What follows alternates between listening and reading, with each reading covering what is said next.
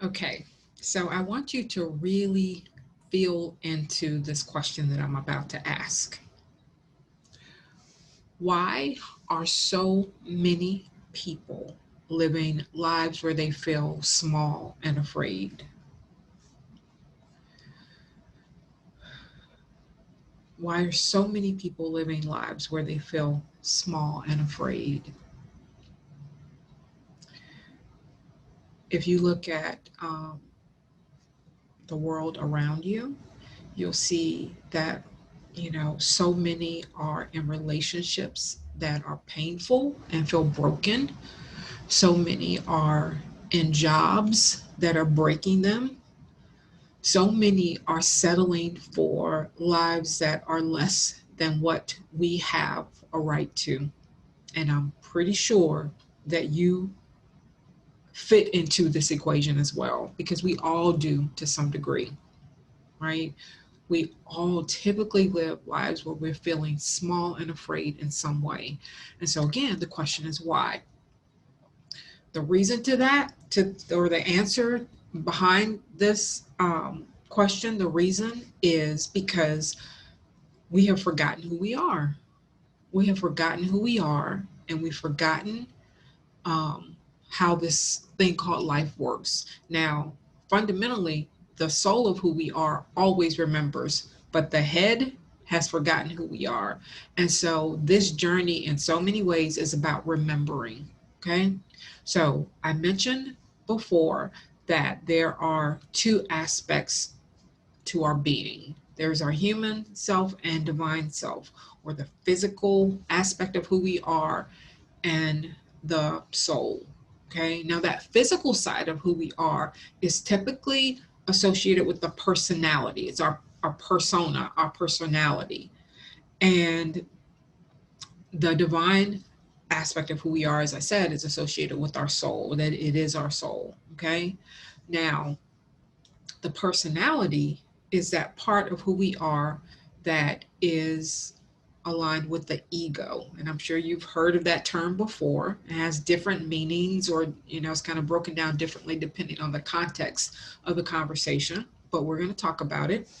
The ego is that part of you that seeks to control, that seeks to judge, whether it's judging the situation or person, to judge in some way, this is good or bad, right or wrong, or seeks to be accepted.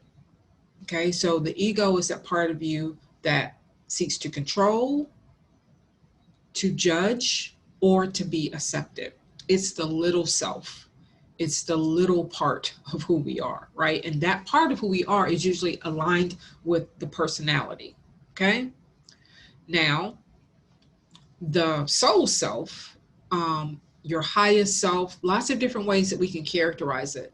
But your soul self is what I typically refer to as the true you. It's the heart of who you are. It's who you are when you are truly being who you were born to be. Okay, when you're aligned with the deepest aspect of your divinity, that is your soul self, or the true you. Okay, so the problem in terms of why so many of us are living lives with is what I describe as like this sort of low level misery. It's just like just kind of going through the motions.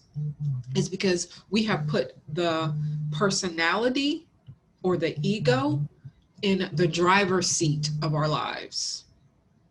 Okay, we've turned it over to the ego. And the trouble with that is that the ego is not connected to the mind of God. The soul of who you are, the true you, however, is. And that's the aspect of you that knows the terrain. It knows what direction you should be moving in at all times. Okay. And so the reason why the ego gets to why it's taking over in so many lives is because it's the ego is that part of you that is informed by the experiences that you've had, particularly the painful experiences. And it's also that part of you that the world has conditioned by saying you should be this, you should do this, whatever. Like, so the world around you is talking to you and telling you what you should be, and the ego is taking notes. And the ego is also taking notes on all those painful experiences that you've had. So basically, something bad happens, something painful happens, and the ego takes notes and attempts to keep you safe from that moving forward. But it doesn't know how to keep you safe. That's the thing.